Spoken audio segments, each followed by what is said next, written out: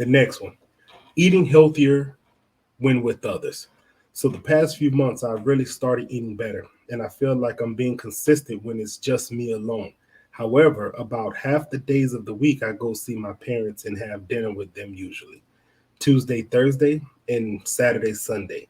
I have no complaints about this. They just eat more out of convenience than for health, so their diet is more high calorie slash fat, lower protein, whereas mine is higher protein, moderate fat. What would be some good tips on how to eat healthier when I eat with them without adding too many extra calories or coming across as rude? Okay, this one strikes home because I eat with my family a lot as well. Now, the easiest thing to do, get everybody indoctrinated into the program that you're on.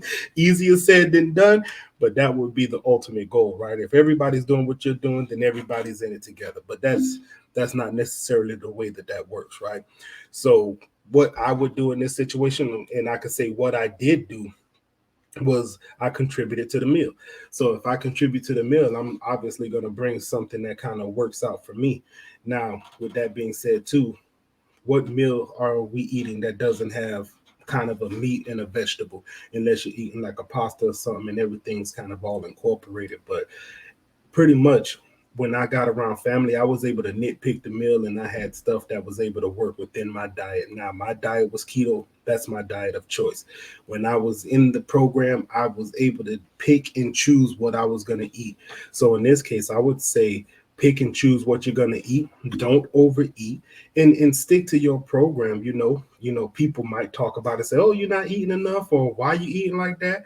I would simply just explain it to them and tell them that you're doing something a little bit different. If that's family, I'm pretty sure that they're going to support you. And then if not, then I would probably avoid that situation. But at the end of the day, I don't think it will come off as rude if you just explain to people what it is that you're trying to do. Nobody is in control of your actions but you. But, dealing with family can be hard. So, I mean, I would just talk to them, let them know what's going on. This is what I'm doing. This is why I'm doing it. And, ultimately, once you push forward and you start getting the results that you want, they're going to know what you did to get those results. So shout out to you. Keep pushing forward. Have the conversation with your family. All right. Following and sticking to healthy plan for the past 3 months, not losing any weight.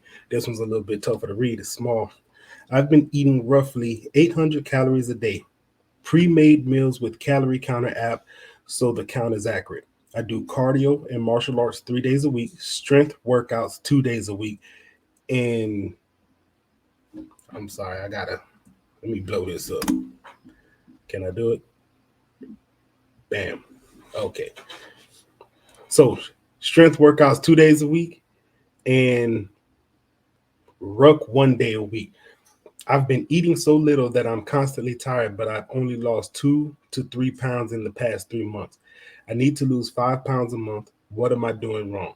And does anyone know any more drastic options? Have been steadily losing weight for the past 2 years, but I just can't seem to get below 230. No matter how hard I try, age 20, height 5'11, weight 235 to 245, depending on the time of day. I weigh myself every Sunday morning and various other times throughout the week. He made a quick edit. I eat 2 lean cuisine meals a day, only the ones that are between 350 to 450 calories per meal. I've been doing this for 2.5 weeks. My previous budget was 1,400 calories, but I reduced it when I stopped hitting the 5 pound per month rate that I needed. That's a lot. You got a lot going on. So in this particular case, 800 calories a day is hard. That means you're almost starving because 800 calories is easy to come across. Again, I'm talking from my experience. I did keto. I will say my first 3 weeks was very tough when I did keto. But as I got used to it, everything got easier for me. So going through what they call those early stages when you're getting into intermittent fasting, you're cutting out the sugars from your diet. You go through what I would only describe as a detox, right?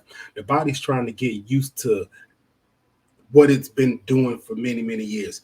And those are the hard times. But once you get through that, then you get to a point to where you can actually sustain yourself.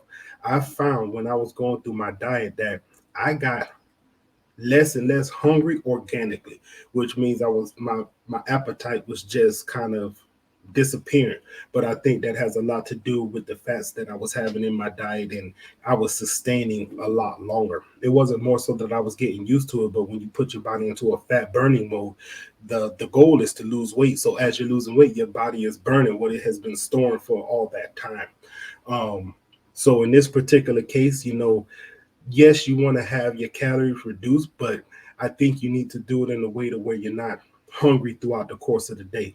And also, if you've been working at about 1,400 calories and then you're reducing down to 800 calories, I want to say that you're probably beating your metabolism down. So as you get used to doing those things, your body is just going to continue to become more and more efficient, and it's just going to continue to sustain itself. So again, I can't tell you what to do, but for me, I'm a keto man, and I was able to lose over 140 pounds on it.